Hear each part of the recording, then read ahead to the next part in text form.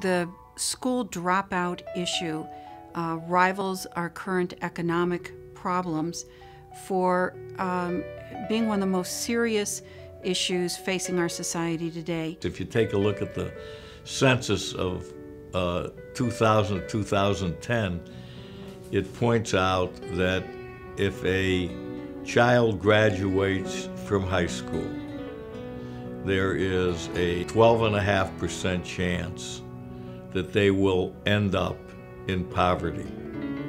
If they don't graduate from high school, there is a 27.5% chance.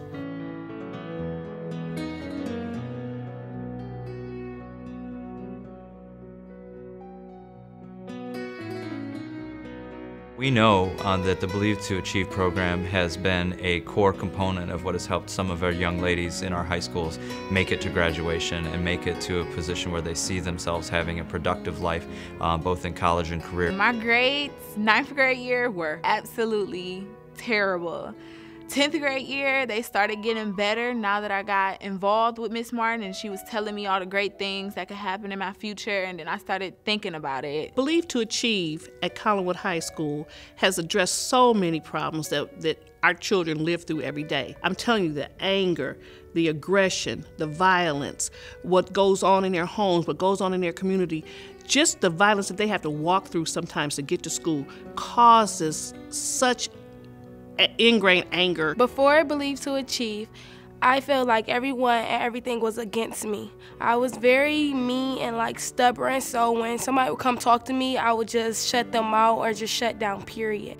Is there a correlation between crime and school dropout? Absolutely. If they're not successful at school and they're dropping out, then what happens is we see them involved in the criminal justice system. Other people in my area, they really could care less whether I went to school or not or graduated. So I started skipping class, I stopped coming, started getting in more trouble, not listening to the teachers till I actually just dropped out. I stopped going.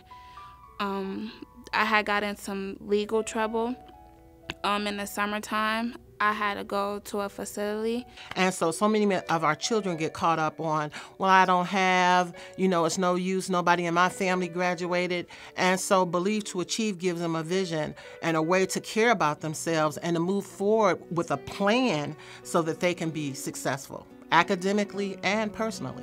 The earlier that you become involved, you begin to set the standard, set the foundation. And as a result, the greatest potential that they will be less likely to become involved in the juvenile justice system. And that is a focus that we should all be concerned about and maybe seriously consider when directing our dollars, our efforts, our resources, making something not happen because of something that we did early on. If we don't take care of our children, then we don't have a future. And we all know that. And we've seen people sacrifice for us to be here. The adults who are sitting here today and watching this, or who will be making decisions on whether or not to help programs like Project Love, they know that if this falls, everything falls. What we need to know as a community, as a society, is that these children have to be important enough for us to invest in now. If we don't invest in them now to prepare them for a future that is productive, that is kind and caring, and where they can give back themselves later, we will be paying for it for the rest of their lives. The streets are calling their names. If they aren't successful in school, that's where they're going to end up. We want them to know that they are too important for that they deserve better than that, and our country, our society deserves better than that. And if we can teach these children that they are important enough that somebody can give to them to help them be strong adults, be productive adults, they will in turn give it back.